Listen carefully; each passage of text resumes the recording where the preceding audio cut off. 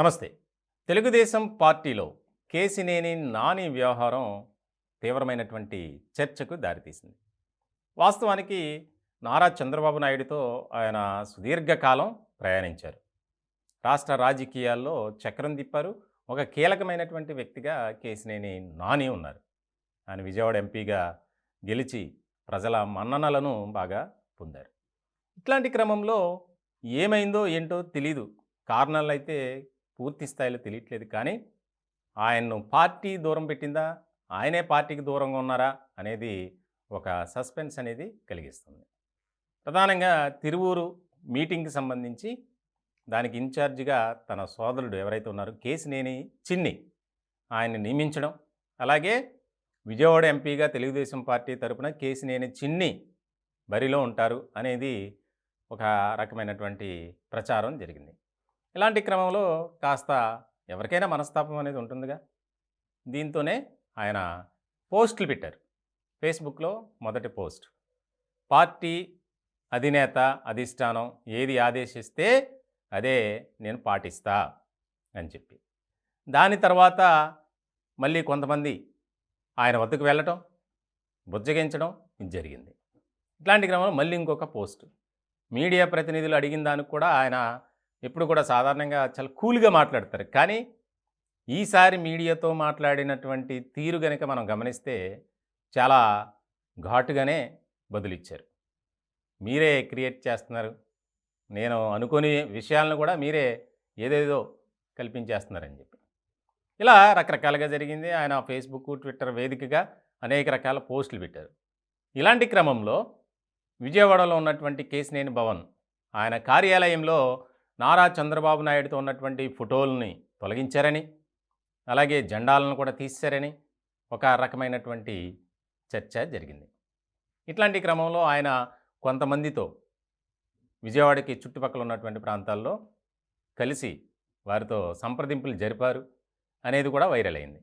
ఇట్లాంటి క్రమంలో వాస్తవానికి అన్నదమ్ములు ఎవరైతే ఉన్నారో కేసినేని నాని, కేసినేని చిన్ని ఇద్దరి మధ్య ఉన్నటువంటి వివాదాలు, విభేదాలు ఈ స్థాయికి వచ్చాయి.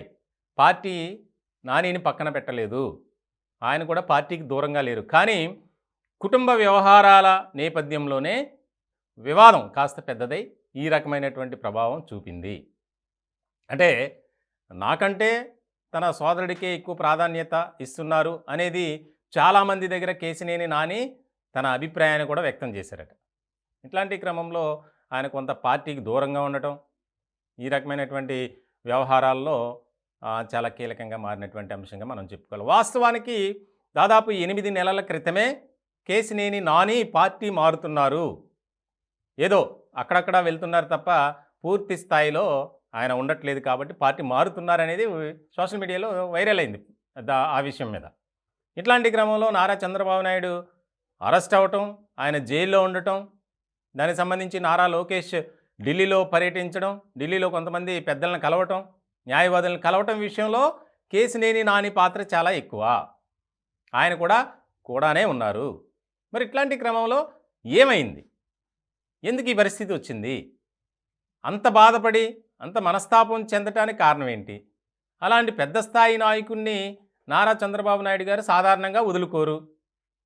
కానీ పార్టీ నిజంగా ఆదేశించిందా మీరు తిరువూరు సభకు రావద్దు, లేదా పార్టీ కార్యకలాపాల్లో మీరు పాల్గొనవద్దు అని?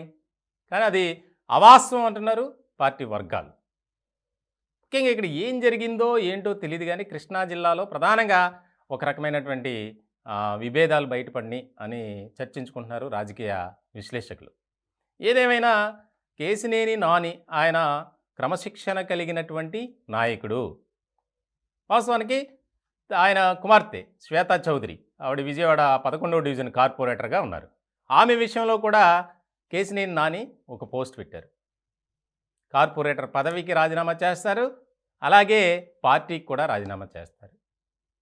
ఇది వచ్చినటువంటి నేపథ్యంలో కొన్ని గంటలకే కేసినేని శ్వేత గద్దె రామ్మోహన్ ఆయన్ని కలవటం, కొన్ని అంశాల మీద మాట్లాడటం, ఆవిడ బయటకు వచ్చి మీడియాతో మాట్లాడటం, అన్ని విషయాలు త్వరలోనే బయటికి చెప్తాం అంటే ఏదో దాగి ఉంది, వాళ్ళంతా బాధపడటానికి ఏదో ఒక కారణం ఉంది, అదేంటి అనే దాని మీద ఇప్పుడు అంతా ఒక చర్చ అయితే బాగా జరుగుతుంది. ఎందుకంటే తెలుగుదేశం పార్టీలో సాధారణంగా ఎవరు కూడా అసంతృప్తితో ఉండరు. ప్రతి ఒక్కరికి సమన్యాయం చేస్తారు అధినేత నారా చంద్రబాబు నాయుడు అనేది ఒక ముద్ర పడిపోయింది ఎప్పటినుంచో. ఇలాంటి క్రమంలో కేశినేని నాని విషయంలో నారా చంద్రబాబు నాయుడు ఆ విధంగా చేయరు, పక్కన పెట్టరు. ఎందుకంటే పార్టీకి అలాగే వ్యక్తిగతంగా పార్టీకి రకరకాలుగా సేవలు చేసినటువంటి వ్యక్తి కేశినేని నాని. 2 సార్లు పార్లమెంటు సభ్యుడిగా ఆయన ఎన్నికయ్యారంటే ప్రజల వద్ద ఆయనకున్నటువంటి అభిమానం ఏ రకంగా ఉంటుందో అర్థం చేసుకోవాలి. ఇట్లాంటి క్రమంలో వాస్తవానికి కేశినేని నాని, కేశినేని చిన్నీల మధ్య ఉన్నటువంటి విభేదాలు, ఆయన పార్టీలో చురుగ్గా పాల్గొనటం, ప్రతి కార్యక్రమానికి ఆయన హాజరవటం, ఆయన అనుచరులు వెళ్ళటం, చివరికి ఎలా అయిపోయిందంటే కేశినేని నాని, కేశినేని చిన్ని అభిమానులు, అనుచరుల మధ్య దాడి ప్రతి దాడికి కూడా దారితీసింది కొన్ని సంఘటనలు. ఇట్లాంటి క్రమంలో మరి ఎక్కడో చోట బ్రేక్ త్రూ రావాలి, చెక్ పెట్టాలి అని మరి ఒకవేళ అధిష్టానం భావించిందా? లేదా ఈయనే ఎందుకు ఇంకా పార్టీలో మనం కొనసాగటం అవసరం లేదనుకున్నారా? ఏంటో రీజన్ అయితే ప్రత్యేకంగా తెలియదు, కానీ ఈ రకమైనటువంటి చర్చ జరుగుతుంది. వాస్తవానికి మరికొద్ది రోజుల్లో ఇంకెలాంటి బాంబు పేలుస్తారు, ఏ పార్టీలోకి వెళ్తారు? అప్పుడే ఆయన తెలుగుదేశం పార్టీని వీడుతున్నారు అని వచ్చినటువంటి వార్త వచ్చిన సందర్భంలో జనసేనలోకి వెళ్తారు, బీజేపీలోకి వెళ్తారు, ముఖ్యంగా వైఎస్ఆర్సీపీలో అయితే ఇంకెక్కువగా వినిపిస్తుంది. మొత్తానికి ఏం జరుగుతుంది ఏంటి? రాష్ట్ర రాజకీయాలు మాత్రం వేగంగా పరిణామాలు మారుతున్నాయి, సమీకరణాలు పుంజుకుంటున్నాయి. ఏం జరుగుతుందనేది చూడాలి.